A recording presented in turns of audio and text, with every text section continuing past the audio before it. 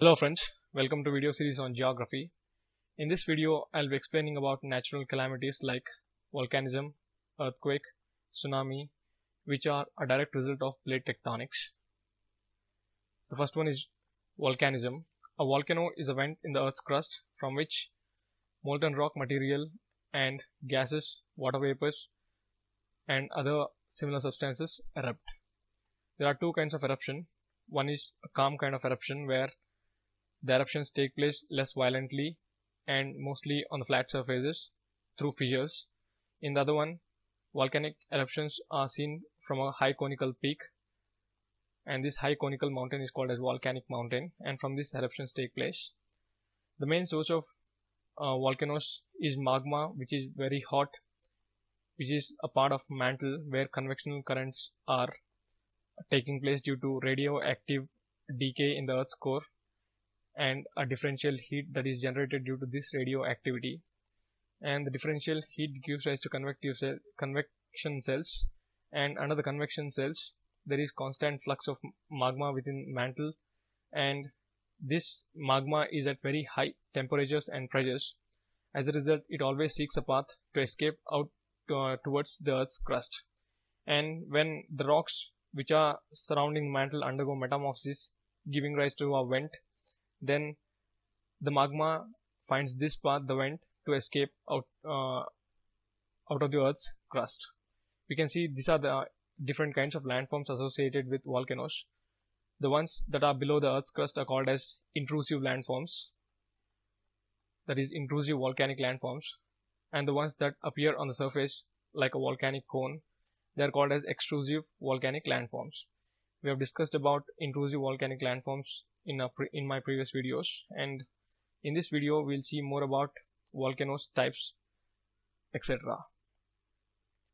Coming to causes, volcanoes are mainly a direct result of heat generated due to radioactive decay within the Earth's crust and various other chemical reactions which produce heat deep inside the interior of the Earth.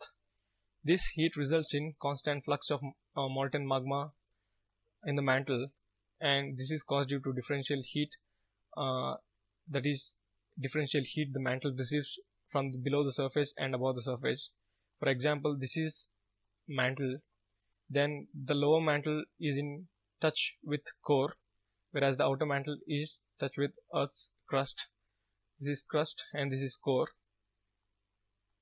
but core is at a very hot surface, hence the heat here is extreme, whereas the crust is a very cool surface, hence the heat at the upper mantle is very low. Due to this, the molten magma keeps rotating in the form of a convectional cell. We can see this kind of movement in water which is in a pot which is heated. The similar kind of movement takes place here, and due to this kind of forces where the pressure increases with depth and also heat increases with depth, and this convectional cell always tries to explore above in the form of volcano. And the other kind of volcanic eruptions can happen through fault zones, which are mainly exposed during earthquakes. And we can see in this figure where we can see different fault zones as well as and different volcanic hotspots.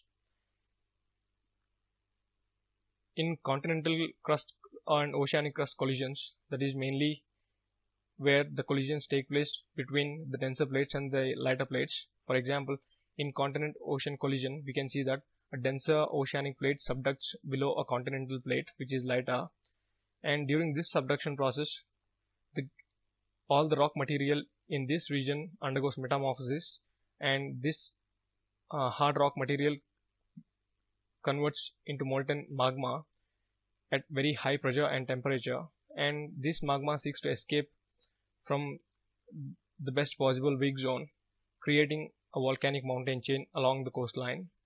In the next type, that is where two convectional cells meet, the rising limbs of two convectional cells meet, there is a huge amount of pressure generated at this portion.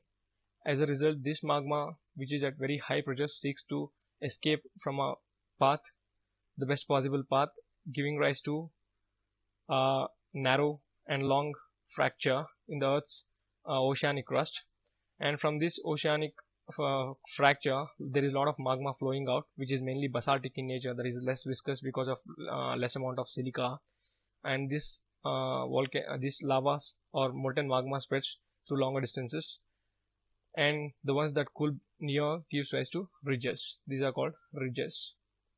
And in ocean-ocean collision, we can see that the same process happens just like in continent-ocean collision.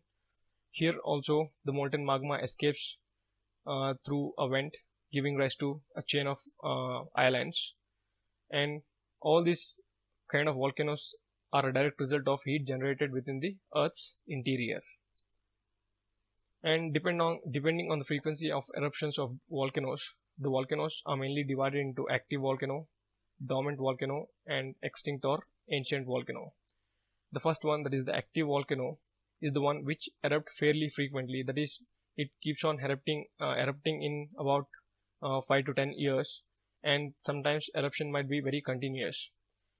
The best example is Mount Helens in US and Mount Merapi in Indonesia. And when we come to dormant volcanoes, the eruptions here are not regular. Sometimes the time period between two successive eruptions might be hundreds of years, and these undergo long intervals of repose, that is, between two successive eruptions there is a huge amount of time that is involved.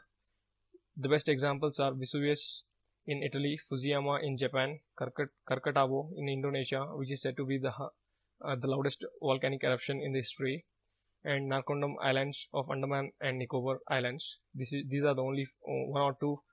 There are only about 2 to 3 active volcanoes in the Indian region, especially in Andaman and Nicobar Islands. One is Barren Islands, other one is Narcondam, etc. And when we come to extinct or ancient volcanoes, eruptions in these kind of volcanoes are not observed in the recent 10,000 years or more, so they are fairly dormant for a long period of time, and they are said to be extinct. And before reaching an extinction stage, they throw out huge amount of gases and dust, which are called as fumaroles and solfatras. And the best example for these kind of volcanoes are Mount Kenya, Kilimanjaro, which are part of African Rift Valley region, and the Great Lakes, and Chimborazo in Ecuador, that is in the Andes, and Popa in Myanmar, and Aconcagua which is also in Andes, and Aconcagua is known as the highest volcanic mountain in the world. And depending on the extrusive landforms that volcanoes form, volcanoes are divided into composite volcanoes and shield volcanoes.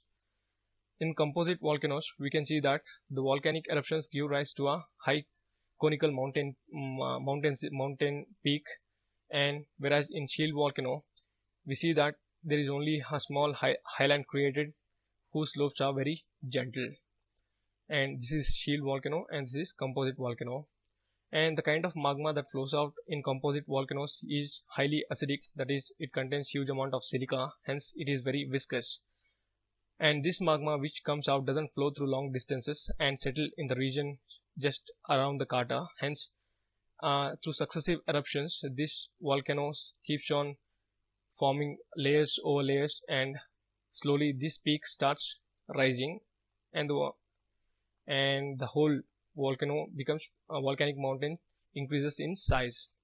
But due to denudation and erosion and weathering processes, this variation in size doesn't take place quickly. It takes nearly few hundred years for a volcanic mountain to grow significant sizes. In the shield volcano, mostly the volcano that comes out is basaltic in nature, that is, it contains less amount of silica, hence it is less viscous and flows through longer distances. So volcanoes, magma in this kind of volcanoes flows through longer distances, hence giving very flat to gentle sloped relief. The best example is Deccan Trap in India, and the islands of Iceland are also formed due to this kind of volcano. And in shield volcanoes, the eruption is quite silent, whereas in composite volcanoes, the eruption sometimes can be very violent. And in composite volcanoes, there is huge amount of gases that are that are erupted during the volcanic eruption, whereas in fissures the gases that come out are very low, the quantity of gases that come out is very low.